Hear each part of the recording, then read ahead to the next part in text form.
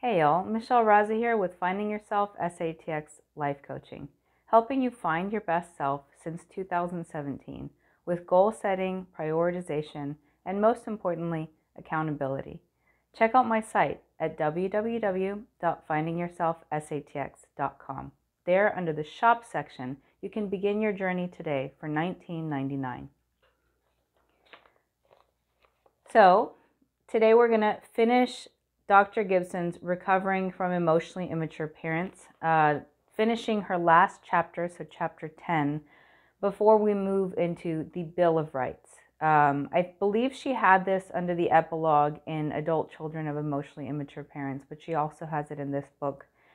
It has been quite a journey with you all. I really appreciate your comments. It really does mean a lot to me to interact with you all. And I really like seeing that spark go off whenever you hear something, or maybe if you're following along on your own copy of the book, that has really connected with you. So keep the comments coming. Please do like and subscribe. It really does help us little YouTubers. And without further ado, we'll go ahead and get started. Okay.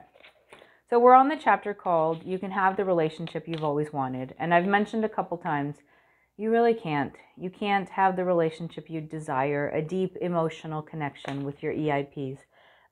But Dr. Gibson has taught us in her book how to mitigate the relationship and make it the best possible that you could have with an EIP.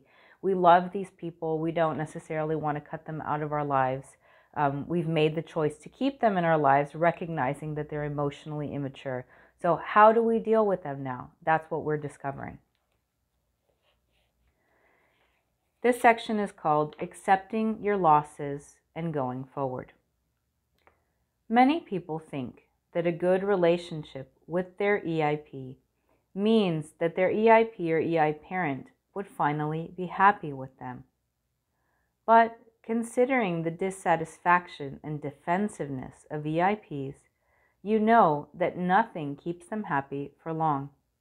Why not give up trying to change them and instead become happy with yourself?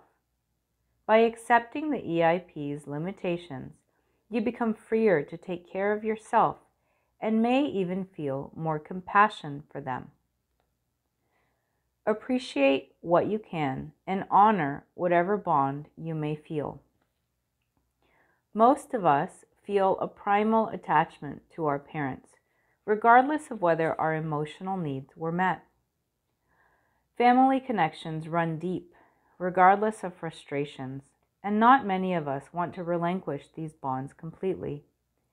Even exasperating family relationships can feel meaningful and irreplaceable at a basic human level. Strong feelings of belonging create powerful ties to our parents, in spite of painful or depriving experiences with them. Seeing your relationship with your EI parent now with compassion and realism. Once you free yourself from EI relationship patterns that held you back, you may regret the time you lost before you became more self-aware and sure of your capacity for love. Many people wish they could have back the time they spent trying to accommodate their parents' distortions and craving their approval. But perhaps it can comfort you to know that once you are free of oppressive EI relationship control, you really do get a new life to live.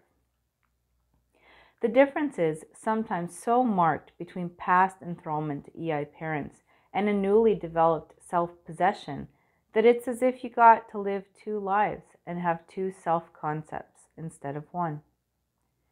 As you look back on your relationship with your EI parents, you may regard your parents with both compassionate sadness and steely realism. You now have a broader perspective in which you can finally stand outside the relationship and view it as an adult.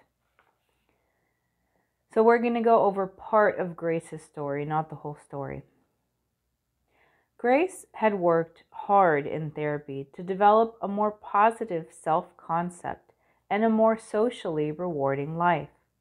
She had grown up with a dominant mother who was so mistrustful and controlling that Grace felt disloyal if she did much outside the family.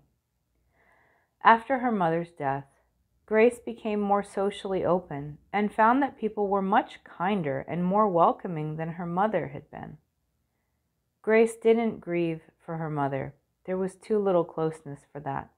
But thinking back on her mother's life, she did feel compassion for how much her mother's emotional maturity had cost her.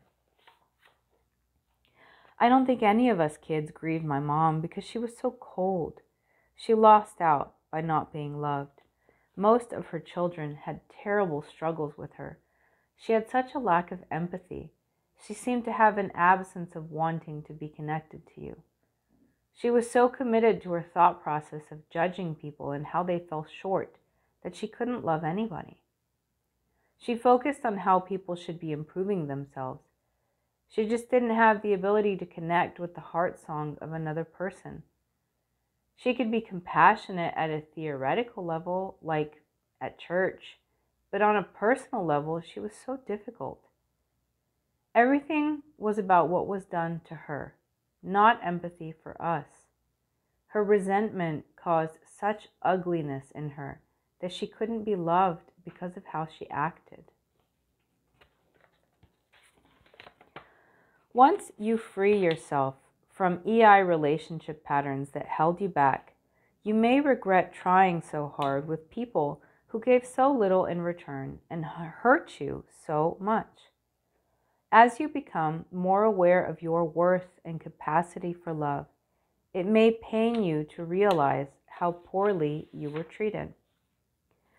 Many people wish they could regain the time they spent trying to adjust to their parents' egocentrism and craving their approval.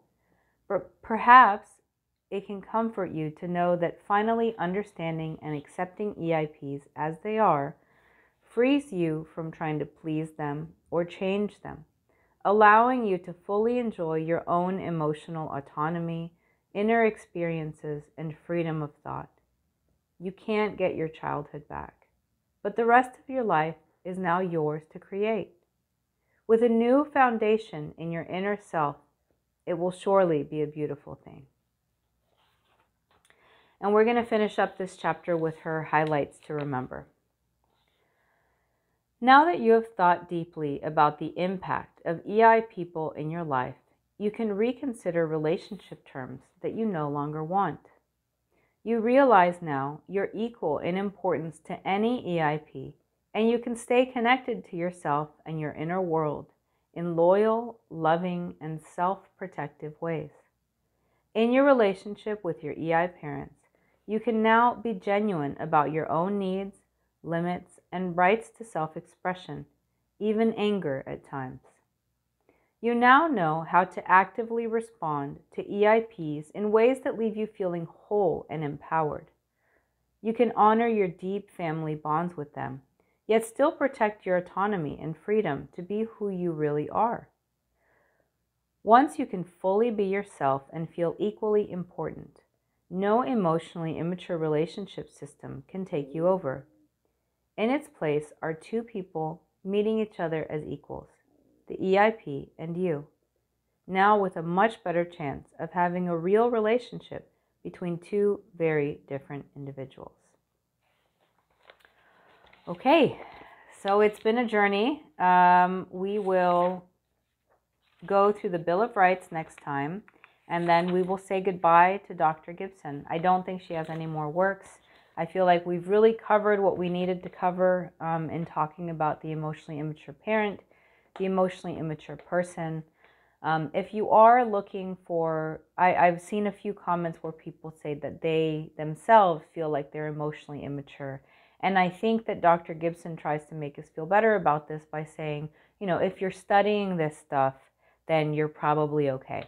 And I'd say yes and no, because identifying the problem is really just the first step. Understanding that you may have emotional immaturity issues is really just the first step. And so to really get beyond it, you want to build your emotional intelligence quotient. In everything and all of the studying that I've done, I feel like Dr. Gottman does a very good job of breaking this out for us. So I have a playlist called EQ Shorts. It's actually some information taken from his 7 principles of making marriage work. I'm more than willing to work with you on this if you'd like to contact me. There are emotional intelligence workbooks. At some point I had mentioned that, but then because Dr. Gottman does such a good job of covering it, I typically point people to those videos. But if you're interested in working together on it, I'll find a workbook that can work for you. We also have workbooks on anger management by Wendy Coates and the emotionally intelligent batterer intervention. So we have a few workbooks that we work with clients on. And then, of course, my own proprietary coaching materials. So that's where, if you go on the website, I've basically broken down, and you can see my rates listed there. It's a little high, but I've broken down the first 7 sessions of life coaching where you really work on developing your personal vision statement. And that's the first piece of getting your goals on paper. I've broken those down into short video clips along with a PDF companion, so that if you want to take that first step, but maybe the price point of life coaching is too high for you, you can purchase that. Each of the 7 sessions is $19.99. So you can start with the one that feels most relevant to you, so that you get kind of a taste of what this journey will be like without necessarily having to pay the price of an actual coaching session or even commit beyond that $19.99. I think it's worth it, obviously, because I do this for a living, but I've also had feedback that it really is impactful to kind of see on paper all those things that jumble up in your head and you think about them, but you don't write them down. So it is really helpful to write down your personal vision statement, your goals, and then most importantly, with your coach, we hold you accountable. So we're the ones who really help you accomplish what it is that you want in life, instead of it just being jumbled up in your head. So I look forward to talking with you guys on Thursday, going through this Bill of Rights, and then we will be moving to Melody Beattie's Codependent No More. I'm really looking forward to going through that book with you. If you're watching now and you're going to follow along on the next series, please do pick up your copy of that. It's a really good read. You can actually read it in 2 days. It's a quick read, but it's really worth your while. So y'all take care. I love your comments. Please do like and subscribe.